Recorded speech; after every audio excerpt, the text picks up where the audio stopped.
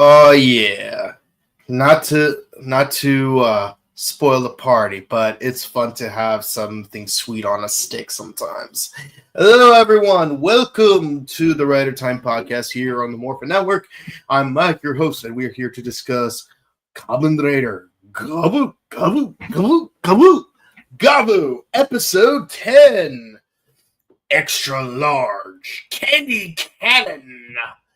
And oh, what a sweet episode this has been.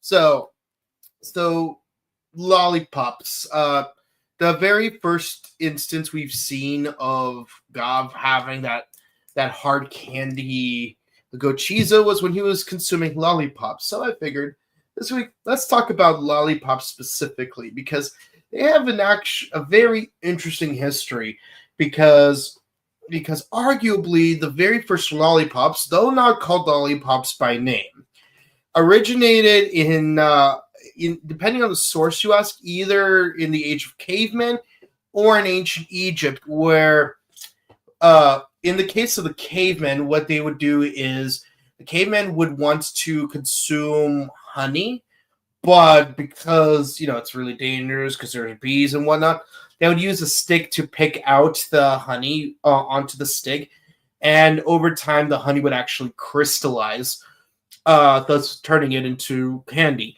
Now, in the case of ancient Egypt, they definitely did that as well, but they mostly used it to preserve fruits or small insects because certain insects are edible. I didn't know that it was a delicacy in Egypt because I know other countries that love to consume insects. I like entomophagy myself. Just to be clear, I like entomophagy. I'm not a fan of malacostrophagy, the consumption of crustaceans, due to allergy-related reasons.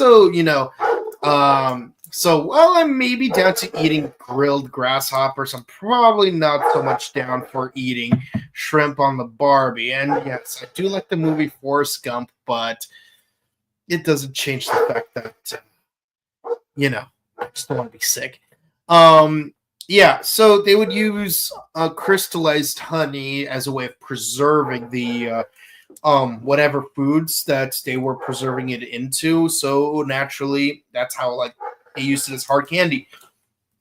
Yeah, the practice of making actual lollipops is actually really interesting because the modern day lollipop was actually invented in 1908 by a confectionist who had an interest in horse races.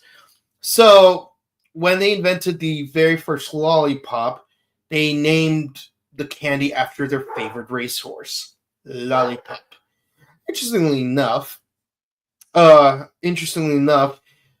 much like any hard candy making process, you do need to combine two different kinds of sugar. But in this case, the fructose comes from, you'll get this, from corn syrup.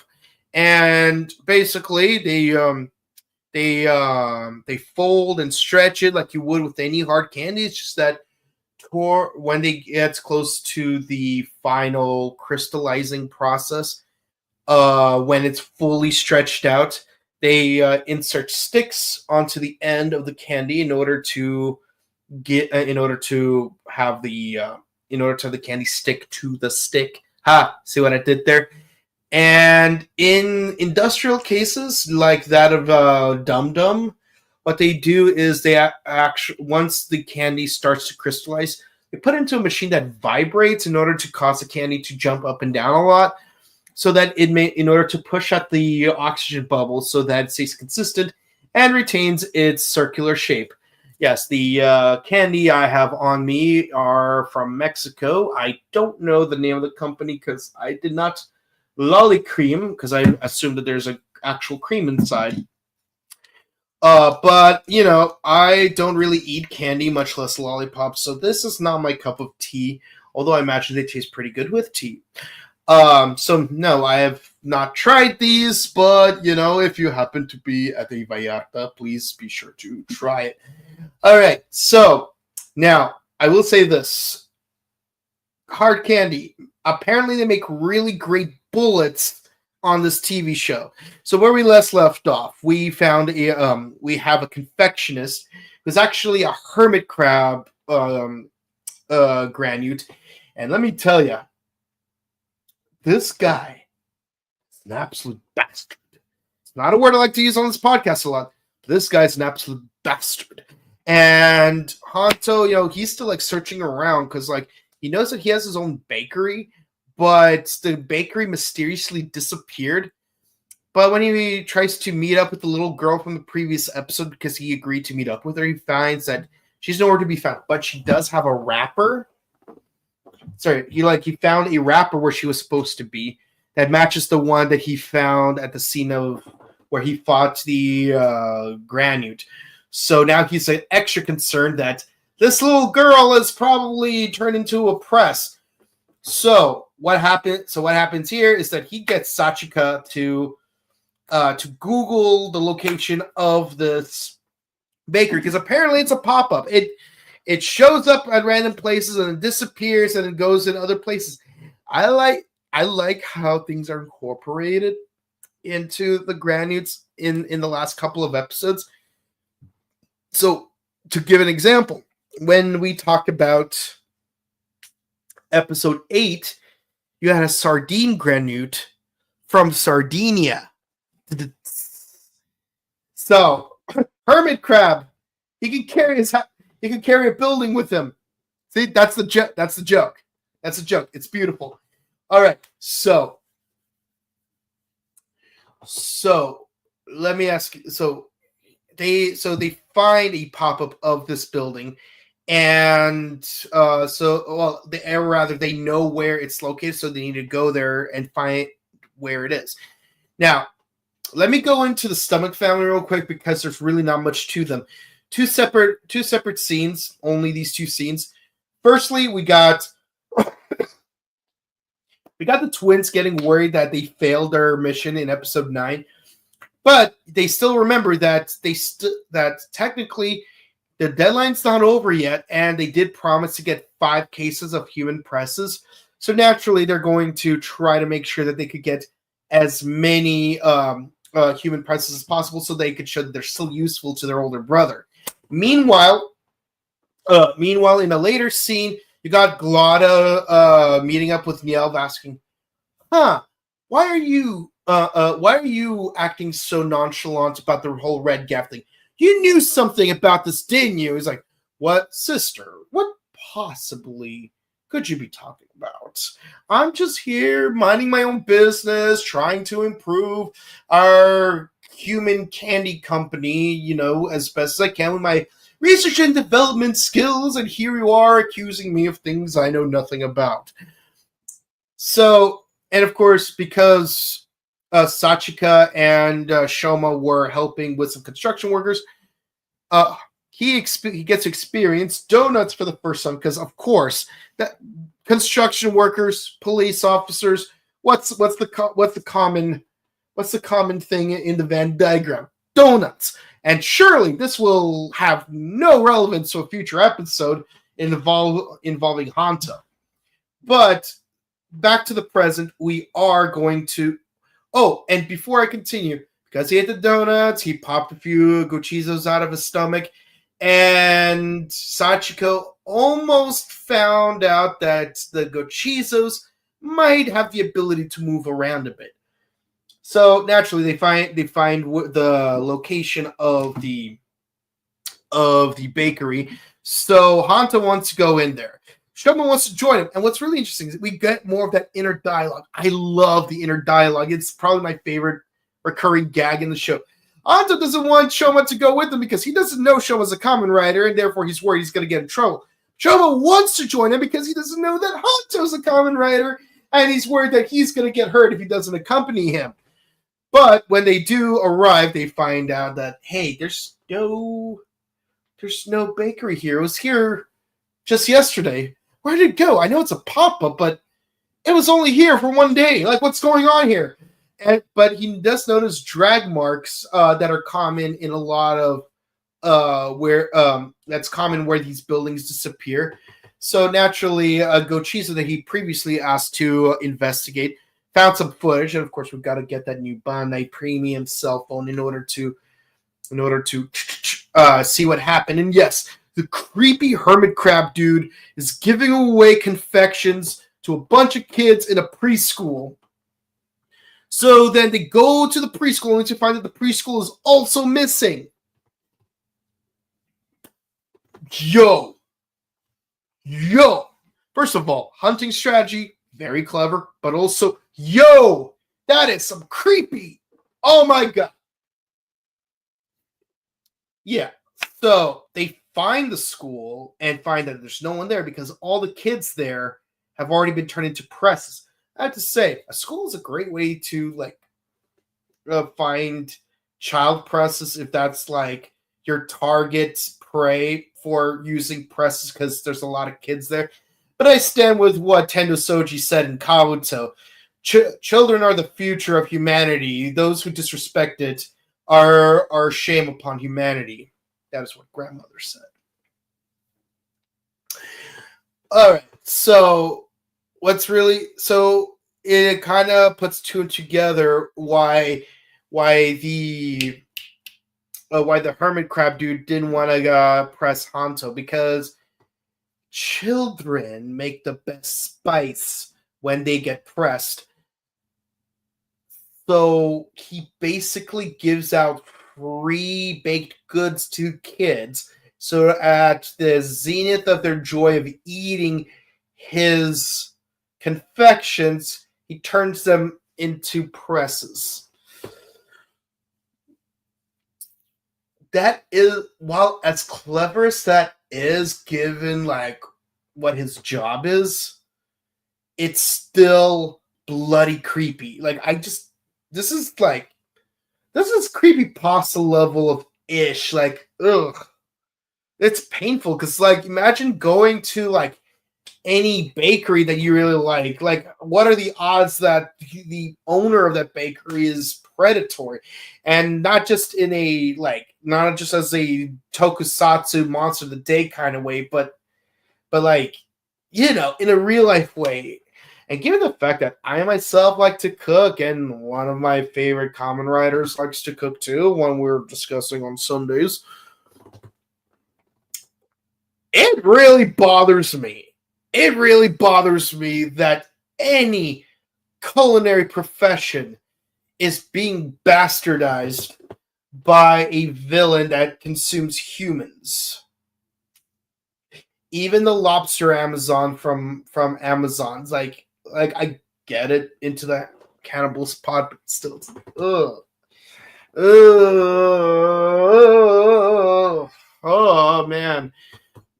So the two heroes try to figure out how to confront the situation, because you know there's two ways to handle this, because again, neither of them can transform in front of the other, because neither of them is supposed to know that the other is a rider. So it's like, hey, I'll make a distraction. You cut him off from the other side. Okay. So they both transform. Hanto confronts the baker, and of course, like, he transforms, and then out of nowhere, Gavv shows up. Hey, senpai, you're here. Yes, that's right. Your senpai's here. I'm gonna. I found out on my own that you are here, so I'm here to help you. And of course, almost immediately, no time wasted, puts on the hard candy Gochizo, and they start fighting the dude off. And then what does the hermit crab dude does? He turns the entire building into a giant hermit crab shell and runs off with the entire building. And okay, so here's where that clever aspect is. Hermit crabs are Malacostraca that carry their homes. The concept of home is very loose here. They carry their homes with them as they move about. See, the thing is, for hermit crabs, the shell is a form of protection. As they grow, they molt out of their shells and try to find bigger ones. Usually, they use abandoned ones like that used by mollusks, or sometimes they fight other hermit crabs to take their shells instead. A great episode of Pokemon involving Dwobble, Silence Dwobble, was heavily related to this. So definitely watch Gen 5 of the Pokemon anime. And yeah, I could go into like about like the reproductive process of her recurrence, but that's not relevant here. The point is, because they use their shell for protection, they carry the shell with them wherever they go, and then they hide inside the shell should there be any danger. And yes, they have like one big claw, so like they use the claw to seal up the cavity. I like how this is integrated into his hunting style, where the Granute has a pop-up bakery that it can move around with because the bakery is his shell. That is actually clever writing. I actually respect that here. Doesn't take away from the creepiness, to be fair, but it's very well written. Again, Sardine Granute from Sardinia. So naturally, they're struggling to bust through the shell.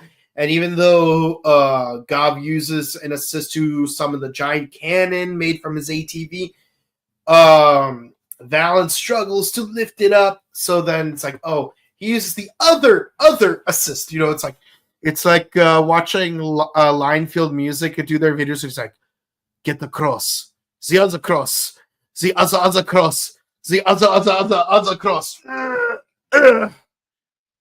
And of course the ATV turns into a giant Blastoise cannon on its back, and it fires a bunch of projectile candies at the shell that causes the outer layer to basically boil into a fine stew. Two different things that stew. That's a word that can accurately be involved with both Candy and Malacostraca. Not at the same time, though. And what's adorable is how both Balin and Gavv are both freaking out. Oh my god! Is Shoma still inside? Oh my god! Is Hanto still inside? Oh my god! Oh my god! Oh my god! And of course, Valen's like, "Hey, Gavv, here's the thing. I can't produce my own Gochizo, and I'm completely out. Can I borrow some of yours?" He's like, and then he's thinking, oh no, I should have let him know that I can't produce my own Gochizos. He doesn't know that they're called Gochizos. He's like, was it okay for me to just straight up tell him everything?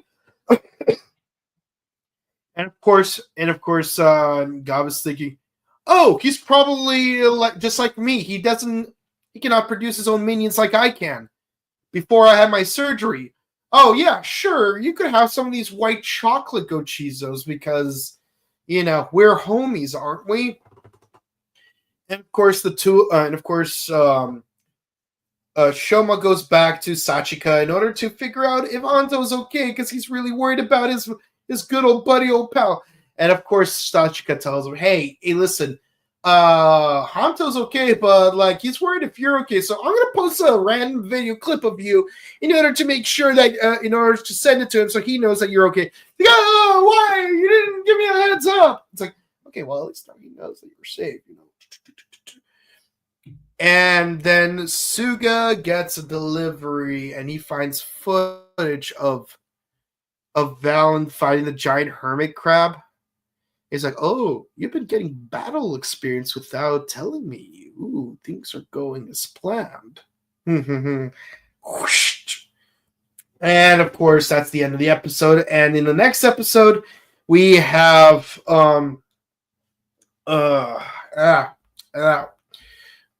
yeah, we got more of the stomach family in the surface world. More specifically, we got Longo appearing for the first time in the human world.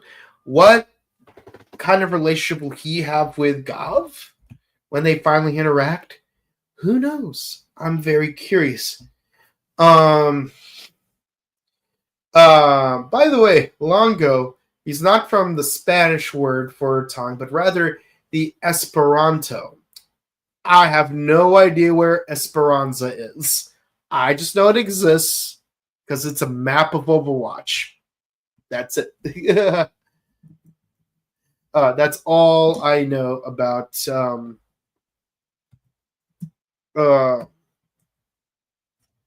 all I know about that place. It's not a country. It's a city in Dominican Republic. I did not know that. Um, guess you learn something new every day. Yeah. Yep. Apparently, wait, hold on. Is there a country called Esperanto? Let's see. I've been much consistency over the time of Esperanto experience. Uh, Esperanto, but where is it from? Like, I'm just confused now because I'm learning new stuff. I guess it is a place. Let's see.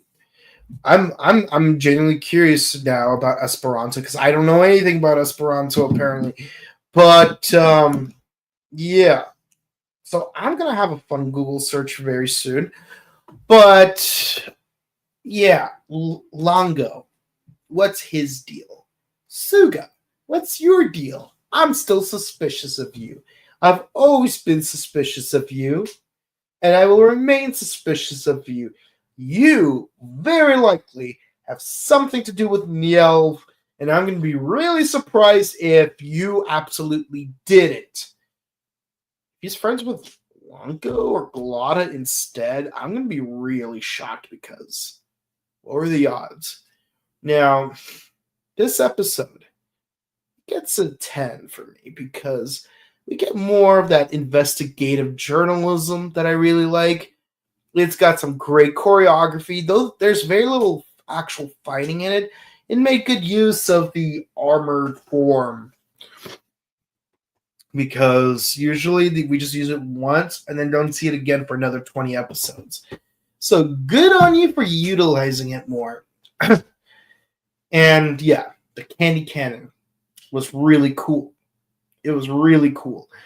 And yeah, it has me hooked. Like I want to see more about what Longo is going to do next episode, and I want to see more of Suga's Mystère unravel.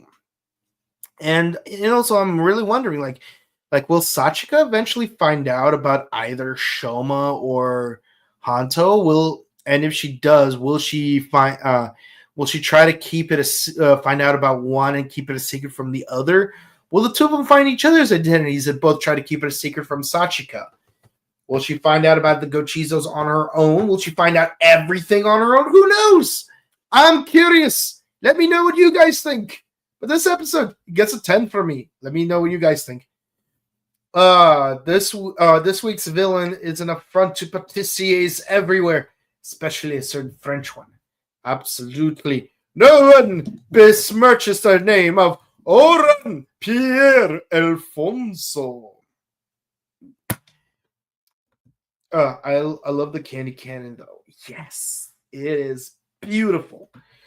I hope Hanto gets that new donut form though. He will. He will. Maybe in the next episode or the episode after that. There's still what?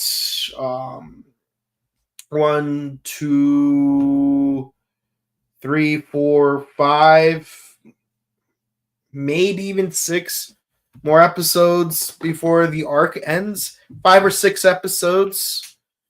I'd be surprised if they go for 7 because it's very likely that on the 29th they're not going to do any more episodes.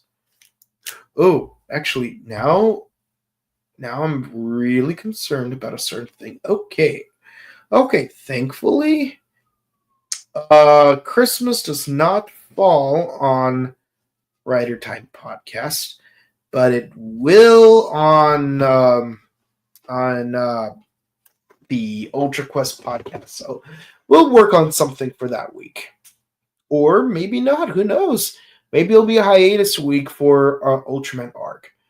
But with that in mind, let's continue, shall we? I love the inner monologues between these two. Yeah, it's a great recurring gag. I love that because it shows that they're both dorks, and it makes me want to root for their friendship even more because they were like genuinely concerned about each other's well-being in in all three instances where they use the inner monologue. Yay, a handful of white choco. Yeah, I know, they're so cute. It's just sad that they're getting tortured. But what is Suga up to? I'm genuinely curious. Also, like if he gets the donut, actually, even more interestingly, I wonder because of the specific henshin device he uses, how will he incorporate the donut form? Let's assume best case scenario, Shoma does give him the donut, Gochizo. Is it a thing where like he has to remain unmorphed and then like use it at the start of his transformation, or will it be a situation where like he could actually switch them out? Because I'm genuinely curious. I know that because I know that in the first episode, at least for a Gavv, whenever that gummy armor gets destroyed, he has to keep popping in those popping gummy Gochizos in order to replenish his armor. So I wonder how that plays out. I wonder what Gavv Gotchard Winter. I wonder what the winter movie will be about. I don't know, but honestly, I want wouldn't be surprised if there's gonna be some kind of 103rd Kemi based on junk food, and somehow he's gonna have a Gavv a Gotchard Gochizo, while the other will have a Gavv a Kemi card. I'm not looking forward to it just because I really hate Gotchard. Gotchard was such a terrible film, and I cannot stand it. Ugh. All I know is that I hope Rine, Spanner, Sabimaru, and Renge get more screen time and more character development. And you know what still bothers me? Whatever happened to Kamedon? They just randomly added 102nd Kemi and just never brought it back up. More importantly, what is the deal with Ichinose's dad?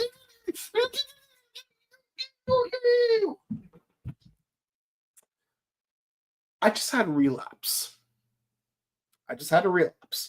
Ladies and gentlemen, I'm sorry about the relapse. I know how Gotchard negatively affects my physical and mental well-being. And I am sorry that you had to see me go back to that really dark place. And Adam Watkins, aka Adam W., thank you for asking about it. Your comments are always welcome. And we got a new commenter today. Tomansin Bonilla Flores. Laugh emoji. Well, I hope you enjoyed it. I wonder how this episode villains progress the writer characters development. Well, first, this episode's characters, it shows that, there's more trust and trust, it shows that there's camaraderie between the Kamen Riders. See how I did that? I basically made those two words by splitting that one word. Kamen Rider camaraderie.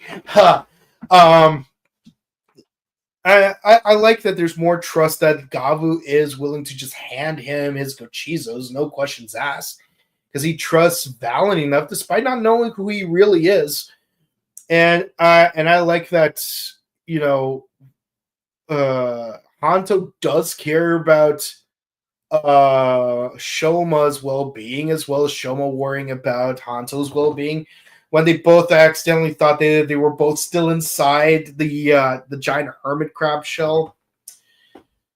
But all's well that ends. Oh yeah, and also the little girl does her dance at the end of the episode. I didn't mention it because it didn't really seem that important, but yeah, we wrapped up all the loose ends of the episode.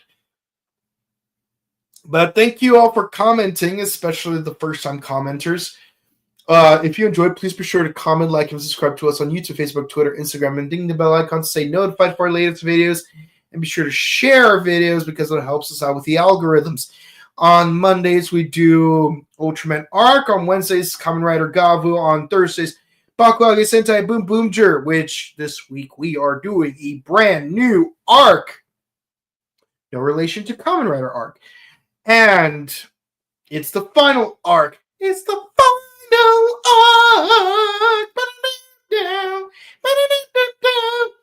And on Sundays, got Gaim. And this week in particular, we're doing the summer film Kamen Rider Gaim the movie, Great Soccer Battle, Golden Fruits Cup. Yes, that name is as ridiculous as it sounds. But be sure to enjoy it with us this Sunday. We enjoy having you guys there with us. And just like how we enjoy having you here on Mondays, Wednesdays, Thursdays, as well as our Sundays. Check out our sister channel, The Buttery Show, because we do various movie reviews. We're going to do a couple of Thanksgiving-related movies starting next week.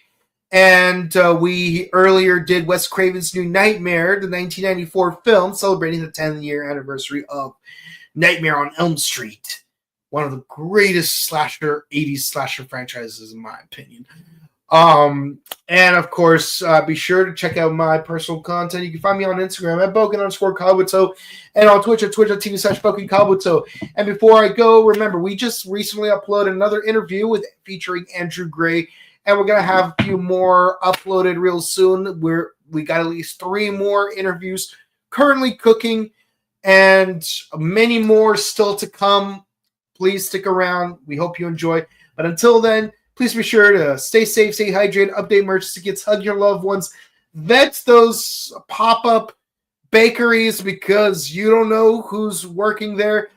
But if they are safe, please enjoy those delicious sweets, whether they're conchas, tres leches, mochi, or anything else under the sun. Chocolate, wafers, licorice, hard candy, you name it. Please enjoy your junk food in moderation. And we will see you all next time. Goodbye.